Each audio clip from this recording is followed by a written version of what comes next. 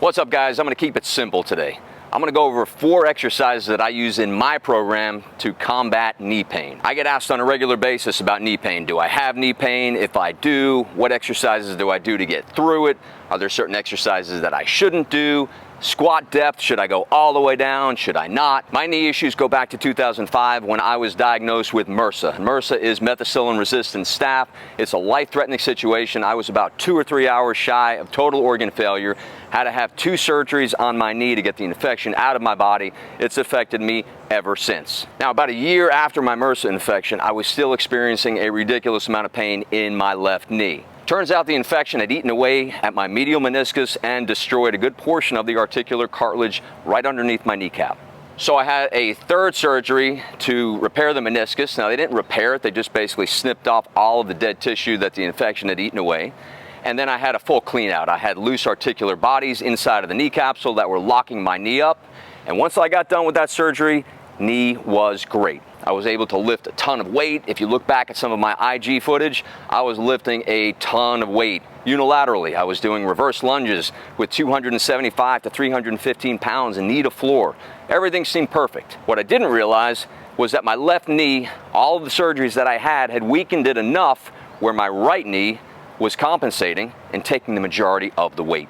So in 2017, my right knee finally gave way. My medial meniscus and my lateral meniscus both were torn, and it had been giving me trouble for some time, and I finally decided, all right, I'm going to get this taken care of.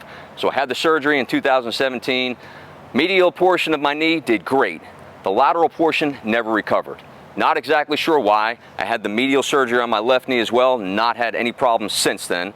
But on my right knee, that lateral portion, the lateral aspect of the knee, just started giving me a ton of trouble. So now I'm at a point where I deal with knee pain on a regular basis. Mentally, I'm strong enough to push through it, but I'm at a point now, almost at a breaking point, where the pain has gotten so bad in my right knee that I finally decided to get it MRI'd. So I went in for an evaluation, got the MRI done. I've got serious bone degeneration in the lateral supporting condyle of my femur. I also have more loose bodies inside the knee capsule. I've got articular cartilage shredding and degeneration underneath my kneecap. So I've got all these loose bodies inside of my knee capsule that are giving me all sorts of problems. So when I squat deep, and sometimes I can squat deep, it gives me a ridiculous amount of pain, like someone's taking a knife and jamming it into the side of my knee. Sometimes I can push through it, sometimes I can't. Some days I can't even squat my own body weight.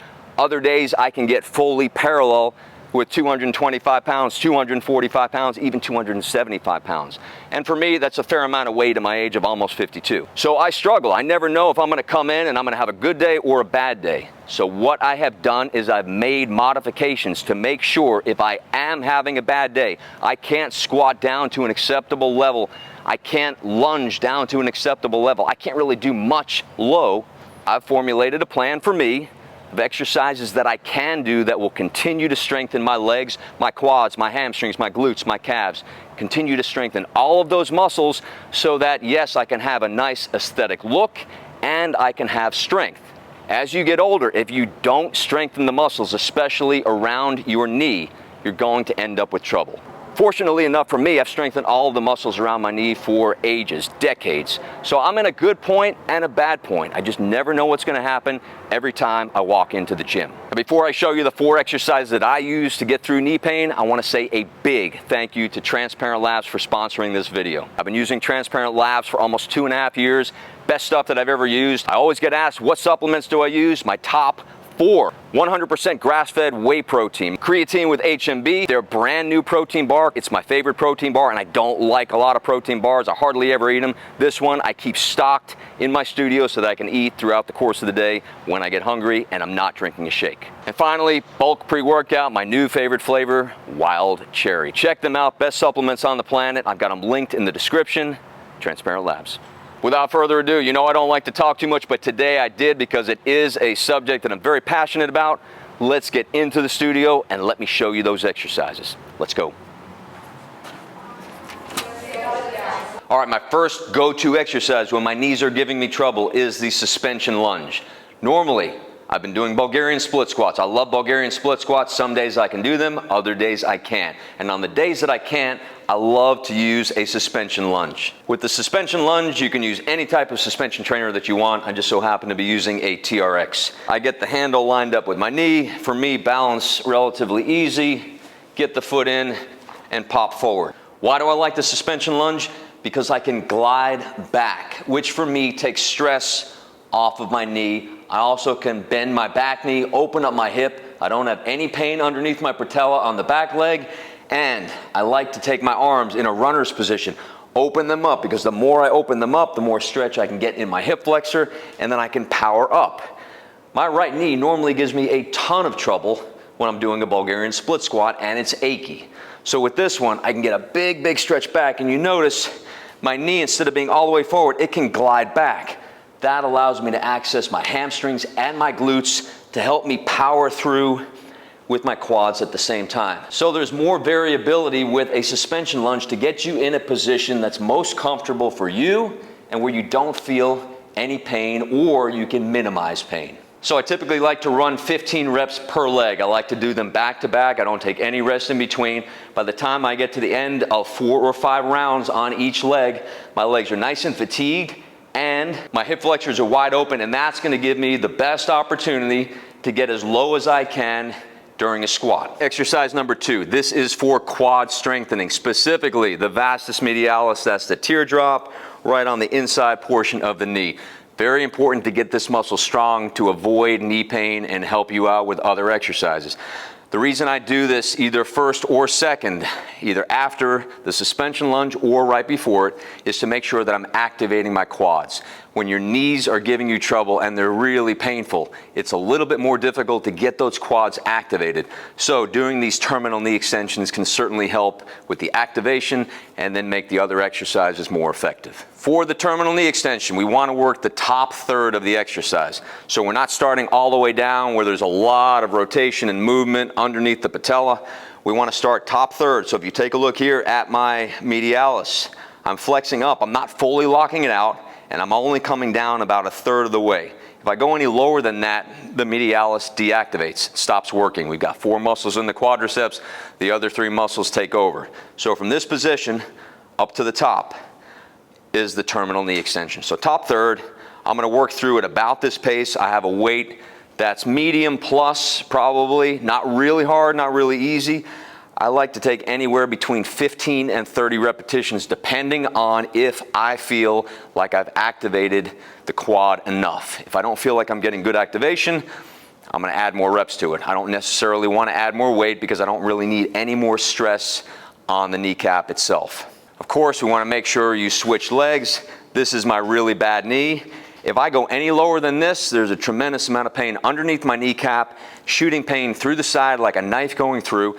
So I have to know where my range needs to be. So that top third right here, if you want, take your finger, put it right on your vastus medialis, and feel for yourself where it contracts and where it relaxes.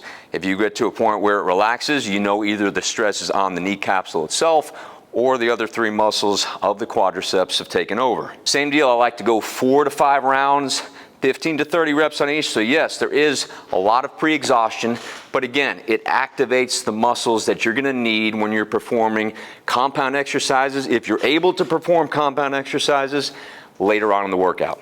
All right, exercise number 3, this is one of my favorites. For people that have a lot of knee pain, it's a great exercise because it is isometric, it's a static hold, there's no movement involved, and you can pick your start position and your finish position, whatever works best for you. Some people will be able to get lower, and some people might not and may have to stay a little bit higher. So you get into position on the wall, it's pretty simple. Here, I don't feel any pain in my knee. So I'm gonna slowly start to work my way down. I still don't feel any pain, still don't feel any pain. Starting to feel a little pain, this is my final position. And this is about what I can hold. My feet are about a foot apart. Now, if you take a look, I do have weights on the side. If, for you, the wall sit is not challenging enough, you can add some weight to it. And all you have to do is have some weight plates on the side or some dumbbells.